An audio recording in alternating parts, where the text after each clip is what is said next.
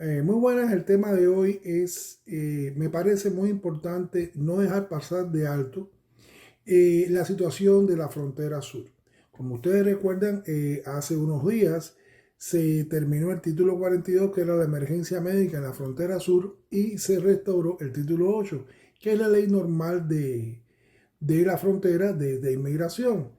Pues resulta que durante ese tiempo, como recordarán, 15 días atrás, hubo muchas expectativas de lo que pudiera pasar con todas las personas que seguían llegando a la frontera, que incluso estaban acampando por miles frente a los distintos puntos fronterizos, esperando que se levantara el título 42.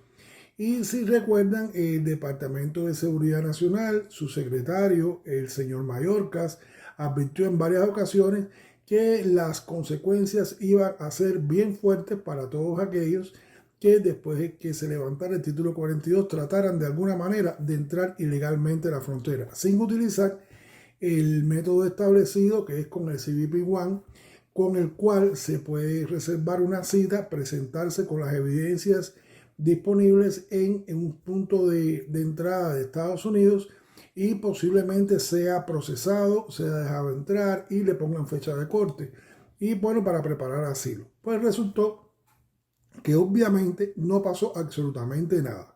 Por ejemplo, si a mediados de abril de este año, o sea, estamos hablando, o sea, a mediados de abril hasta el momento en que se cerró la frontera, por ejemplo, en la frontera entre Matamoros, México y Brownsville, Texas, se pasaron o se detuvieron más de 35,000 personas, la mayoría venezolanos que venían pidiendo asilo, y estaba lleno Brownsville de estas personas que deambulaban por el pueblo porque, bueno, se internaban de una manera desordenada sin pasar por un punto fronterizo.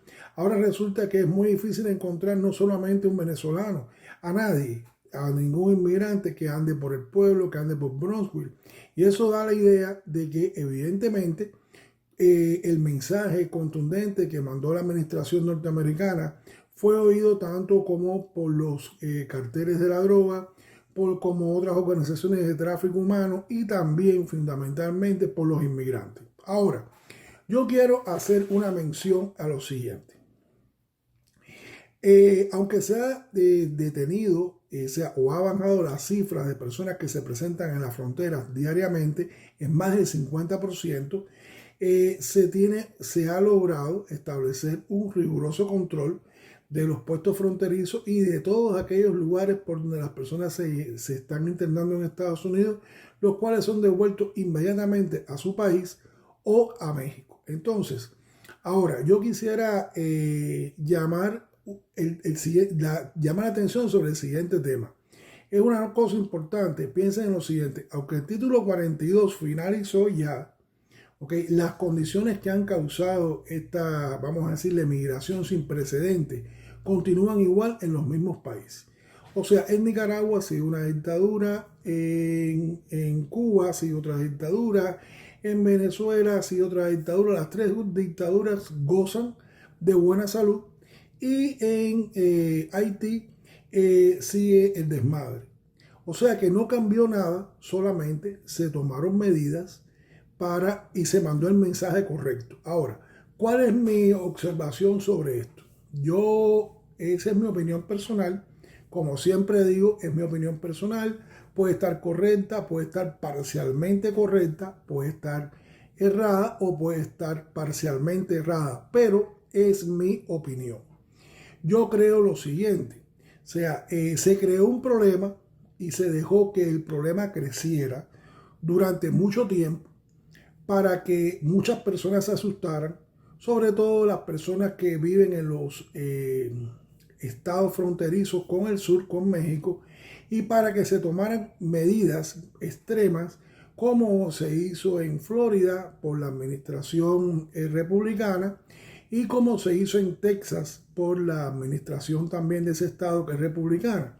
¿Cuál es el objetivo de esto? Muy sencillo. Recuerden que en un año y unos meses ya estamos en elección.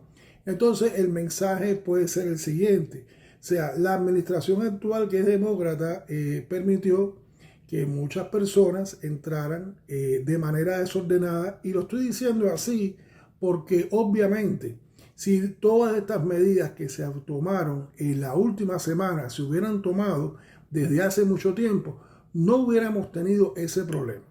Entonces yo considero que de manera intencional o de manera, de una forma no profesional o de una forma completamente absurda, se dejó un problema que creciera y al final se podía haber resuelto desde siempre. Las medidas, por ejemplo, del parol humanitario es una opción. Las medidas del CBP-1 es otra opción, pudieran haberse tomado, no pudieran haberse tomado. En cualquier caso de que no se hubieran hecho esas dos medidas, la frontera iba a estar en este momento tan tranquila como está. O sea que yo estoy reafirmando o estoy pensando que quizás este problema, que es un problema siempre latente, de la emigración, que se usa como herramienta por cada uno de los partidos para tratar de desacreditar al otro partido, puede haber sido usado de una manera bien intencionada o de una manera que dejaron las cosas llegar hasta un límite que ya las personas pensaban de que iba a haber un problema y no hubo ningún problema. Esto yo me recuerda otros sucesos que han pasado en administraciones anteriores, donde algunos grupos han salido a la calle, han tratado de acabar con la tranquilidad y como crear inestabilidad en el país para que las próximas elecciones, los próximos que llegaran de otro partido pudieran decir de que tenían controlada la situación.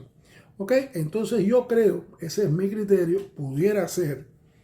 No tengo ningún elemento para afirmarlo, pero a mí me llama la atención que sin haberse resuelto nada en los países, sin haber cambiado nada, sin haber hecho absolutamente nada, se controló la frontera en nada. En el momento que dijeron es hasta aquí, fue hasta aquí, los reportes, los reporteros en la frontera, sobre todo de las cadenas que responden al gobierno, a los demócratas, tratando de reportar cualquier cosa que pasara de la gente, y no pasó absolutamente nada. Eso quiere decir, señores, que obviamente todo el mundo está de acuerdo en que la inmigración debe ser ordenada, debe ser legal y debe ser de una manera humana. Todos estamos de acuerdo con eso.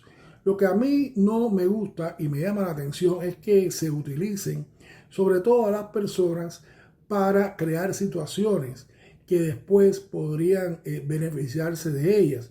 No estamos hablando de una situación en que se pone en riesgo una persona. Estamos hablando de muchas personas incluso que fallecieron en la famosa travesía, de muchas personas que perdieron todo su dinero, vendieron sus casas, después fueron devueltos. Estamos hablando de personas que lo arriesgaron todo, que vieron como un familiar murió de la travesía, o cómo los devolvieron de México, o cómo fueron violados durante todo el recorrido, o cómo los extorsionaron en los distintos países hasta llegar a los Estados Unidos. Entonces, mi punto es, si yo creo que eso debía haberse parado desde el principio, no debía haberse alentado en el 2020, cuando entró en la nueva administración. Ellos declararon, y está ahí firmado, de que era bienvenidos todos, de que este era un país de oportunidades, que recibiríamos a todas las personas que tuvieran problemas, y esto fue lo que pasó.